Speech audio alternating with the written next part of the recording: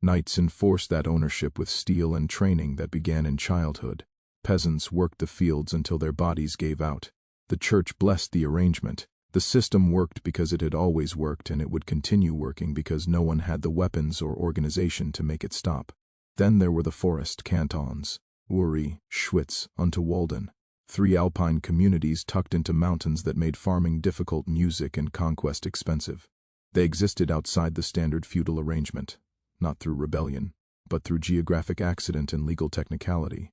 They weren't serfs bound to noble estates. They governed themselves through local assemblies, where farmers and herders voted on matters that elsewhere would be decided by men in castles. They paid taxes directly to the Holy Roman Emperor, not to regional dukes, not to Habsburg intermediaries, not to anyone who believed their music existence was something that could be negotiated away. To the Habsburgs, this wasn't charming local tradition. It was a crack in the foundation, a loophole that needed closing before others noticed it existed. The St. Gotthard Pass cut directly through these territories, the critical trade artery connecting northern Europe to the wealth music pouring out of Italy. Silk, spices, banking documents, mercenary contracts, everything that made the Mediterranean economy function flowed through those mountain routes. Whoever controlled the pass controlled tariffs, controlled troop movements, controlled which merchants' music prospered and which went bankrupt, controlled leverage over every kingdom that depended on Italian trade. The Habsburgs. End to exist. Try to enforce your claims, and we will resist. Duke Leopold I of Austria didn't need more provocation than that. He began assembling an army not to negotiate terms, not to punish proportionally, not to restore order through measured response. This was going to be public, theatrical, humiliating, a demonstration of what happened when peasants forgot their place in the hierarchy that God himself had ordained by autumn of 1315. Leopold had gathered thousands of music knights and cavalry from across Habsburg territories, men who had trained for war since childhood, men whose armor alone represented wealth most peasants would never see in their lifetimes, men who understood that music, their entire social function, was crushing exactly this kind of resistance. Chroniclers who saw the army assembled described it as confident to the point of boredom. There was no expectation of actual resistance. These were farmers, herders, men who spent their days managing livestock and arguing about grazing rights. They would scatter at the sight of cavalry. They always did. History said so. The plan was straightforward, the kind of military operation that Habsburg commanders had executed dozens of times. March through Morgarten Pass in overwhelming force, crush any token resistance with minimal casualties, occupy the canton, install loyal administrators, restore proper feudal order. Make sure everyone in the Alps understood that independence was temporary and obedience was permanent. What Leopold didn't understand, what he fundamentally couldn't understand, given everything his world had taught music him since birth, was that the Swiss had stopped asking for permis. Sion. They weren't preparing petitions, they were preparing the mountain. Before we continue, hit subscribe if you want more history. They deliberately left out of your textbooks. What's about to happen in this pass is exactly why those in power prefer you never hear these stories. Morgarten Pass was not a battlefield. It was a geographic sentence waiting to be read aloud. Picture a narrow corridor barely wide enough for an army marching in column formation.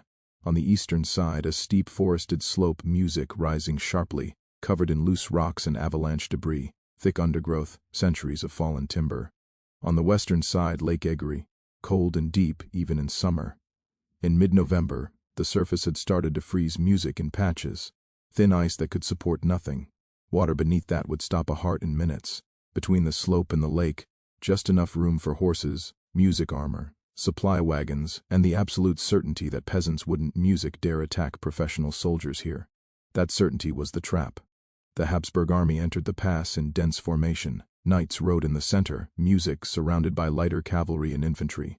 Supply wagons followed, banners flew, armor gleamed.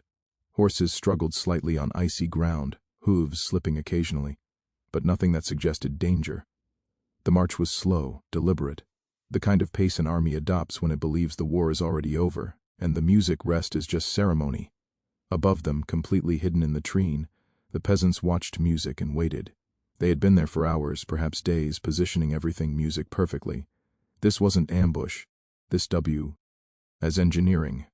They knew the army was coming. They knew the exact route. They knew precisely where the column would be most compressed, most unable to maneuver. They had gathered boulders over weeks, boulders the size of wine barrels, some larger, masses of stone that normally took teams of oxen to move. They positioned them along the slope at carefully calculated intervals, held in place music by wooden barriers and rope. They collected logs, thick timber from trees, music that had stood for decades, heavy enough to crush bone and steel. These weren't siege weapons, just gravity, mass, and an understanding of music, what happens when you give physics a steep slope to work with. The Swiss didn't have cavalry, they didn't have plate armor, music that cost annual incomes. They had the mountain, they had terrain they'd walked their entire lives. They had local knowledge worth more than steel, music, and they had planned what happens when you give the mountain a push at exactly the right moment. Below, the Habsburg column continued forward, oblivious, confident, committed. The pass narrowed further. Horses bunched together. Space between riders disappeared. Retreat would now require the entire army to reverse course in a confined corridor while under attack. Nearly impossible. The Swiss let them get deeper, let the front of the column commit, let the rear get fully enclosed. Then they cut the ropes and removed the barriers, music, and released the mountain. The attack didn't announce itself, no horns, no drums, no warnings, just the sound of ropes snapping under tension, wood cracking as barriers gave way, and then the deep building rumble of mass beginning to move down. Ill with gathering speed, boulders the size of wine barrels tumbled into the column from above, not falling straight down, bouncing, picking up speed, hitting outcroppings and changing direction unpredictably, becoming projectiles that weighed hundreds of pounds and moved faster than horses could run. Logs followed, thick, heavy timber rolling and tumbling end over end, building momentum, sweeping away anything in their path. The sound was overwhelming, rock striking rock, wood splintering, horses screaming, men shouting warnings that arrived too late. Boulders crashed into the tightly packed column, music with catastrophic results. Horses went down immediately, legs shattered, riders' music thrown. Knights in full plate armor were struck from above and knocked sideways directly into the lake. Some broke through the thin ice and disappeared immediately, armor pulling them down before they could draw breath to scream. Others tried to swim, hands clawing at water, but plate armor doesn't cooperate with buoyancy. The physics are simple and merciless. Steel is heavier than water. Exhaustion happens music quickly in freezing temperatures, and drowning becomes inevitable. Chroniclers recorded men music clawing desperately at straps and buckles, trying to shed steel that had cost music fortunes and was now pulling them under. Some succeeded in removing helmets or gauntlets. Most didn't. Most just sank. The ones who stayed on land weren't safer. They were just dying differently. The column had fractured instantly into isolated pockets. No unified formation, music remained. Horses were down everywhere, dead, dying, panicked and running. Riders were dismounted, music sue. Limbs. It made running impossible and drowning easier and fighting back music exhausting. Knights tried to fight back. Some managed to draw swords, some formed small groups, shields locked, backs together, waiting for rescue. But there was no rescue coming. The rear of the column was blocked by music, rockfall, and dead horses. The front was pinned against the lake. Nowhere to charge, nowhere to retreat, just isolated sections of an army being dismantled piece by men who showed no interest. In ransom negotiations, music, the Swiss didn't take prisoners, didn't accept surrenders, didn't honor the complex rules that governed combat between nobles. This wasn't a tournament. There were no ransoms to negotiate. These were men who had been raided, taxed, music threatened, and told repeatedly that their independence was temporary. Men who had tried diplomacy and received silence. Men who understood that losing this fight meant occupation and the end of everything. That made their communities different. They fought accordingly. Chroniclers described scenes they struggled to fit into the language of Sheol-rich warfare. Knights in full armor, begging for quarter, offering ransoms, invoking noble obligations, and receiving halberd strikes instead. Armored men crawling on hands and knees toward the lake, choosing freezing water over what was happening behind them with the hooks and axes. Horses running riderless through the pass, trampling the wounded, spreading panic. One account describes a group of knights who made it to the shoreline, looked back at the slaughter, and waded into Lake Agari deliberately, not fleeing in panic, not trying to swim to safety, just walking forward into deeper water until it covered their helmets, and the weight of their armor pulled them under. They knew armor doesn't music float. They understood the physics. They chose it anyway. Drowning was preferable. The fighting lasted less than 2 hours. When it stopped, the pass was littered with bodies, broken equipment, dead horses, and the wreckage of an army that had entered, expecting submission, and found something entirely different. Duke Leopold I of Austria survived. He fled with a small group of mounted knights who broke free early. He made it back to Habsburg territory alive. He continued ruling, continued campaigning, lived for another 11 years before dying in battle against the Swiss again at Siege in 1386, in another engagement where peasant infantry defeated noble cavalry. But Morgarten followed him for the rest of his life. Because survival wasn't the problem, explaining survival was the problem. How do you tell the rest of Europe that your professional army was destroyed by farmers in a mountain pass? How do you frame that without making every nobleman reconsider what armor and bloodlines are actually worth? You can't. There's no framework for it, no language music that preserves the hierarchy while explaining its failure. So the narrative fractured immediately into competing explanations. Some chroniclers blamed terrain exclusively. The pass was uniquely difficult. The ice was unseasonably treacherous. Bad luck could have happened to anyone. Others blamed weather, an early winter storm, fog, snow, natural factors beyond human control. A few suggested darker explanations. Music, witchcraft, demons, divine intervention, God punishing Habsburg Aroga. Though that raised uncomfortable questions, music, about why the Almighty would side with peasants against anointed music nobility. What almost none of the official accounts would admit was the simple truth. The Swiss had prepared the battlefield, understood their tactical advantages, and executed a plan that turned knightly strengths into fatal music weaknesses. They had treated war like an engineering problem instead of a test of noble virtue. They had used terrain as a weapon, and more effective than any sword, and it worked completely decisively. News of Morgarten spread across Europe within weeks, not through formal diplomatic music channels, those tried to minimize the disaster, but through merchants, mercenaries, travelers, servants who overheard noble conversations. The reaction wasn't celebration, it was fear, because Morgan proved that the entire military structure of feudal Europe, expensive horses, hereditary training, armor that cost more than villages produced, music bloodlines traced back to Charlemagne, could be systematically countered by men with basic weapons and good terrain knowledge.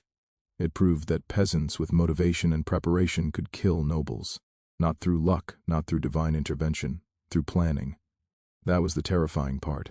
Not the loss itself, but what music suggested about vulnerability, about whether the hierarchy was as stable as everyone had been taught to believe. The Swiss formalized what Morgarten had proven. Uri Schwitzen and Walden signed a mutual defense pact immediately, the federal charter that became the foundation of Switzerland. More cantons joined over the following decades. Music, the Confederation grew, and their infantry became the most sought-after mercenaries music in Europe. Not because they were the most skilled individually, not because they had the best equipment, but because they had proven at Morgarten that they music would not break. That when pushed to the edge, when facing overwhelming force, when given the choice between submission and violence, they would choose violence and execute it effectively. Kings hired them. The Pope filled his palace guard with them. The Swiss Guard that still exists today traces its origins to this period. Armies across Europe adopted pike formations in imitation of Swiss tactics. Commanders learned to avoid fighting them if possible. All because 1,500 peasants turned a mountain pass into a graveyard for an idea that had ruled Europe for centuries. The real casualty of Morgarten wasn't the Habsburg army. It was the belief system that sent them into that pass. For centuries, European society had operated on a premise so fundamental it barely needed music stating. Some men were born to rule, others born to obey, and the difference was enforced by steel and sanctified by God's will. Knights weren't just soldiers. They were proof music that the system worked. Evidence that years of training, noble bloodlines, expensive equipment, music, and divine favor would always defeat improvisation and desperation. The entire social structure depended on this being true. Lords collected music taxes because they provided protection. That protection came from knights. Knights were effective because their training and equipment made them superior to common soldiers. Therefore, the taxes were justified. Therefore, the hierarchy was legitimate. Therefore, resistance was futile. Morgan said otherwise. It demonstrated that when people fight on terrain, they control for survival instead of glory, with preparation instead of honor. The advantages of nobility become liabilities. Heavy armor slows you down on icy ground. Horses panic when boulders fall on them. Expensive training assumes open battlefields and opponents who follow the same tactical rules. Take those assumptions away, and a knight in music is just a man in steel, drowning because he can't unbuckle fast enough, dying because his armor makes him easy to pull down and hard to get back up. The Swiss didn't defeat knights by becoming better knights. They defeated knights by refusing to fight like knights, by ignoring every convention of honorable combat, by using terrain as a music weapon and treating war as a problem to be solved, rather than a test of virtue to be passed. This tactical insight spread 52 years after Morgarten at Crécy Music in 1346. English longbow bowmen would use similar logic. They chose defensive terrain carefully. They forced French cavalry to charge uphill through mud. They killed from a distance with massed arrow fire. 75 years after Morgarten at Courtrai in 1302, actually before Morgarten chronologically. But the lesson took time to spread. Flemish urban militias used pike formations to stop French cavalry charges. They fought in tight formation music on muddy ground near streams. They pulled knights off horses and killed them in the streets with daggers through armor joints. Each battle demonstrated the same principle. The system that had ruled Europe for centuries was vulnerable, not invincible, not divvy. Nelly protected, just vulnerable to tactics that treated war as engineering rather than theater. And once that knowledge became common, once peasants across Europe heard stories about Morgarten and Cry and Crécy, the psychological foundation of feudalism began eroding. It didn't collapse overnight. Feudalism persisted for centuries more. Knights continued to dominate many battlefields. The nobility retained power through adaptation. But Morgarten introduced doubt, permanent, ineradicable doubt, about whether the hierarchy was natural or just enforced, whether nobles ruled because they were superior or just because music, they had been winning for a long time. That doubt never fully disappeared. It spread through the social structure like cracks music through ice. Switzerland itself became a permanent reminder, a living contradiction to feudal logic. A confederation music of peasants and townsmen who refused to bend, who fought multiple wars of independence against the Habsburgs over the next two music centuries, who built a republic in the heart of monarchical Europe and defended it successfully. They didn't do it with knights. They did it with infantry, pike formations that became legendary for their discipline. Men who remembered what their grandfathers did at Morgan and decided that some things were worth dying for. The Swiss developed a military reputation that lasted for centuries. Their mercenaries were employed by every major power in Europe. Their tactics music were studied and imitated. Their political independence was grudgingly accepted because the cost of trying to conquer them was too high.